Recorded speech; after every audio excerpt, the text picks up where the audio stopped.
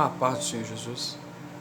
Meu nome é Edmilson Silva, sou pastor da Igreja Evangélica Vivendo em Cristo e estamos aqui com mais um vídeo para a sua vida, para a sua edificação. Você que ainda não é inscrito no canal, se inscreva, curte, comente, compartilhe. Não deixe também de ativar o sininho para você ser notificada de todas as nossas publicações, em especial o estudo da Bíblia Sagrada capítulo por capítulo, um estudo sistemático, teológico e também pastoral para a sua vida, para a sua edificação. Vamos ao tema de hoje, Êxodo capítulo de número 2. Êxodo capítulo de número 2 é o capítulo que registra o nascimento e a criação de Moisés, ali no Egito. O estudo bíblico de Êxodo capítulo 2 ainda revela como Deus preservou Moisés milagrosamente para servir como o libertador para o seu povo. Por isso, Êxodo capítulo de número 2 é um capítulo fundamental para uma correta compreensão, não apenas do restante do livro de Êxodo, mas uma melhor compreensão de todo o Pentateuco, e consequentemente também uma melhor compreensão de toda a história de Israel no Antigo Testamento. Êxodo capítulo de número 2, do versículo 1 ao versículo de número 5, vai registrar o nascimento de Moisés. Êxodo capítulo 2 começa de forma simples, registrando um casamento numa família levita. Um descendente de Levi casou com a descendente também da tribo de Levi. Mas aquele não era só um casamento hebreu ali no Egito. O fruto daquela união seria usado por Deus para mudar a história de Israel para sempre. A Bíblia diz que após o casamento, a mulher concebeu e deu à luz a um filho. O menino era muito formoso e a mulher resolveu escondê-lo por 3 meses. Naquele tempo, havia uma ordem de Faraó para que todo menino hebreu fosse lançado no rio, para não fortalecer ainda mais os israelitas, que já era muito numeroso ali no Egito. Curiosamente, em nenhuma parte de Êxodo capítulo 2, os nomes pessoais das pessoas envolvidas no trama são mencionados, são revelados, com exceção de Moisés. A mãe, o pai, a irmã daquela criança, eles permanecem anônimos. Apenas mais à frente, no capítulo de número 6, o texto bíblico revela que os pais eram Amrão e Joquebede, e a irmã era provavelmente Miriam. Êxodo no capítulo 6, no versículo 20. Por isso, poucos intérpretes sugerem até que Moisés não fosse um menino direto de Amrão e Joquebede, mas apenas um membro de sua família, ou seja, um descendente daquele casal, já que é comum em genealogia antiga os ancestrais serem identificados como os pais. Mas a melhor interpretação, certamente, é aquela que entende o fato de Amrão e Joquebede serem os pais de Moisés. Essa é a melhor interpretação.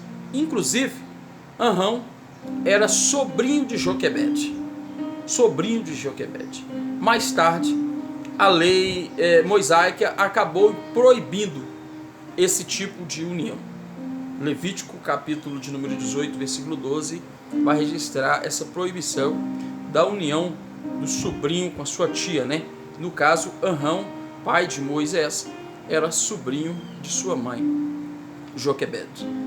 O texto bíblico de Êxodo, capítulo 2, informa que a mãe do menino não conseguiu mais escondê-lo. Ela colocou o menino dentro de um cesto de junco. de um cesto de jumbo de papiro, traçado, calafetado com betume, e soltou à beira do rio. Êxodo capítulo 2, no versículo 3, vai deixar isso registrado. A irmã mais velha do menino ficou observando de longe o que haveria de acontecer com aquele cesto onde o menino estava colocado. Então, naquele momento, a filha de Faraó foi ao rio para se banhar e viu o cesto e pediu que a sua criada o pegasse. Êxodo capítulo 2, desse versículo 5, vai deixar isso claro. Êxodo capítulo 2, versículo 6 ao 10, vai falar da criação de Moisés no Egito. Como foi a criação? O texto de Êxodo capítulo 2 diz que a filha de Faraó, ela abriu o cesto e viu que o menino estava chorando, que o menino chorava. Ela entendeu que se tratava de um menino hebreu, mas mesmo assim teve compaixão dele. Da mesma forma que a família de Moisés permanecesse anônima em Êxodo 2, o mesmo também ocorre com a filha de Faraó, a qual não é revelada o nome dela. Nenhuma informação é dada sobre a identidade da filha de Faraó. Nenhuma informação. Alguns estudiosos sugerem que talvez ela fosse a rainha Titimés II, e que governou o Egito em aproximadamente 1504 a 1483 a.C. De qualquer forma, a cronologia do tempo de Moisés é uma das mais complicadas, e nada pode ser tido nesse sentido como absoluta certeza. Nada é uma absoluta certeza para este tempo, né? Somente após a filha de Faraó ela ter encontrado o cesto, rapidamente a irmã do menino entrou em cena. Rapidamente ela vai entrar em cena.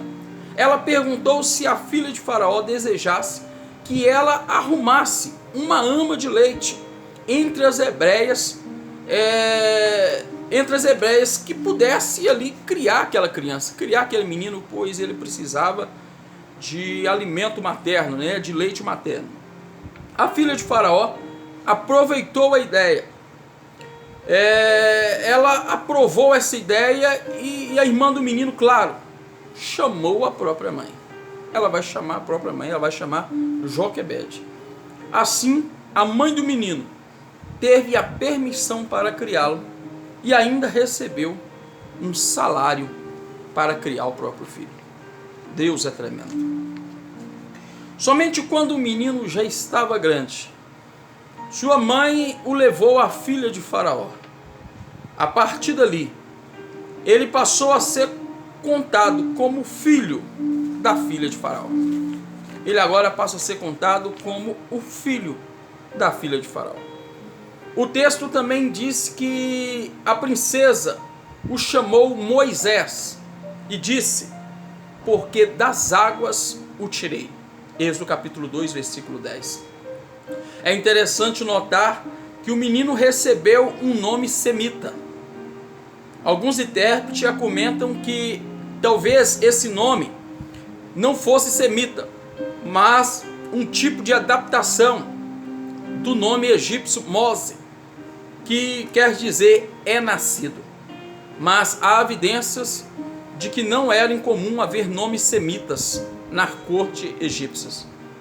Então Moisés, de fato, pode muito ser um nome semita. Êxodo capítulo 2, do versículo 11 ao versículo 14, vai mostrar uma trágica história e providencial para os futuros planos. Moisés, ele vai matar um egípcio. Ele vai assassinar um egípcio. Moisés foi educado no Egito. O livro de Atos indica que Moisés recebeu uma criação privilegiada na corte egípcia. Atos dos Apóstolos vai deixar isso claro. Ele cresceu como um jovem nobre e promissor na família real. Mas tudo mudou quando Moisés, já adulto, viu um homem egípcio espancando um hebreu. Ele se identificou com o hebreu que pertencia ao seu povo de origem e acabou matando o egípcio agressor. Ele verificou que não havia ninguém por perto e enterrou o homem na areia. Naquele tempo, Moisés tinha 40 anos de idade. 40 anos quando ele vai matar o egípcio. Porém, no dia seguinte, Moisés encontrou dois hebreus brigando. Então ele questionou um dos homens sobre o porquê ele estava espancando o seu próximo. Mas a resposta do homem foi uma clara reprovação. Foi uma clara reprovação do juízo de Moisés. Êxodo capítulo 2, versículo 14 vai registrar que esse homem vai dizer para Moisés: quem te pôs por príncipe e juiz sobre nós? Pensas matar-me como mataste o egípcio? É fácil perceber que naquele momento qualquer liderança da parte de Moisés sobre Israel seria rejeitada. Êxodo capítulo 2, do versículo 15 ao versículo 22, vai falar da fuga de Moisés para Midian. Moisés percebeu, ele pensou que ninguém havia visto o que ele tinha cometido com o egípcio. E ali ele percebeu que era uma questão de tempo, já que os hebreus já estavam sabendo da história, era uma questão de tempo para que também Faraó soubesse do seu crime. E realmente foi o que aconteceu. Faraó vai descobrir o crime cometido por Moisés. E assim que Faraó descobre o ocorrido, ele procurou Moisés para o matá-lo. Foi neste contexto que Moisés fugiu para Midian. Nas regiões da península do Sinai, nas proximidades de Horebe, Midian não deve ser vista como uma cidade ou algo do tipo, mas como uma área onde provavelmente tribos nômades se ajuntavam no deserto da Arábia. Esse povo descendia de Abraão por parte de Quetura. Está no canal aí, Gênesis capítulo 25, versículo do 1 ao 16, vai falar sobre os filhos de Quetura com Abraão. Já em Midian, Moisés se assentou junto a um poço. E então, enquanto Moisés estava ali, a filha de um sacerdote de Midian foram ao poço para tirar água para dar de rebanho, para dar ao rebanho do seu pai. Mas os pastores daquela região expulsaram as mulheres dali, até que Moisés se levantou e defendeu aquelas mulheres. As mulheres voltaram para casa mais cedo, e isso despertou o interesse de seu pai. Então elas explicaram a seu pai que um homem egípcio havia defendido elas perante os pastores e ainda tinha tirado água para o rebanho. Foi assim que Reuel, pai daquelas moças, pediu que Moisés fosse trazido à sua presença. Também vale saber que esse homem é chamado na Bíblia de Jetro.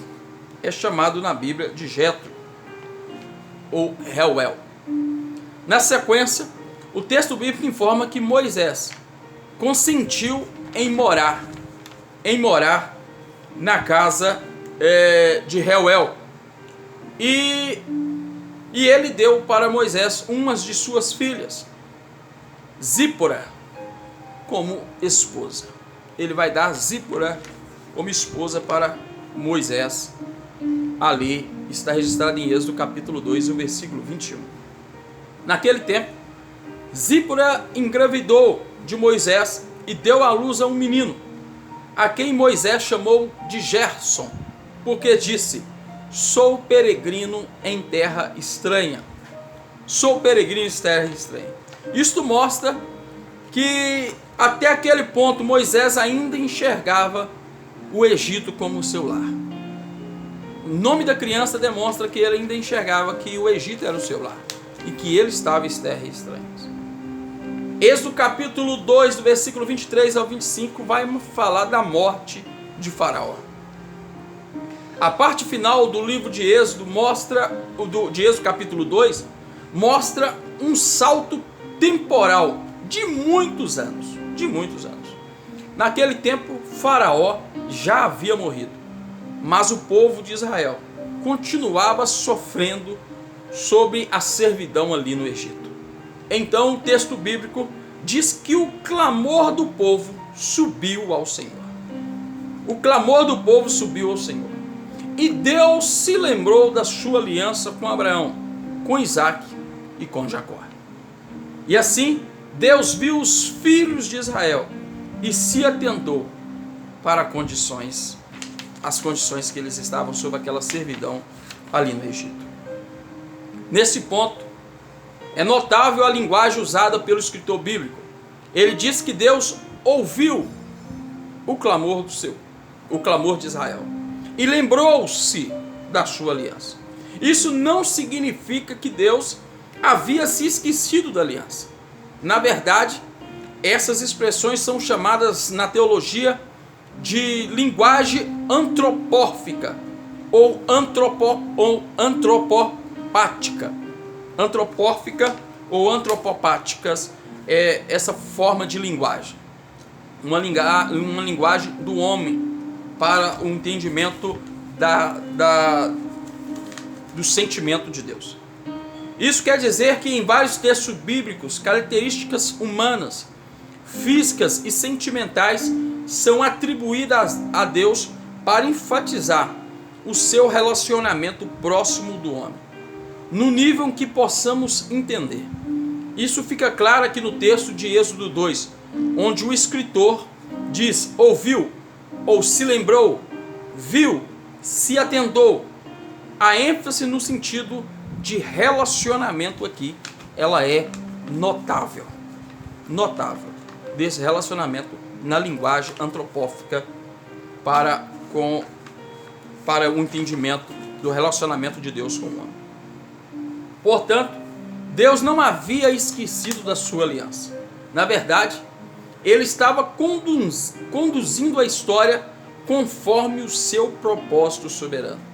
A prova disso foi justamente o nascimento de Moisés e a sua preservação de forma milagrosa. Êxodo capítulo no final do capítulo 2 vai falar do plano de Deus, né? O plano de Deus. O plano de Deus revelado em Êxodo 2 não apenas se resumia à libertação de Israel do Egito, mas também a libertação do homem também do pecado.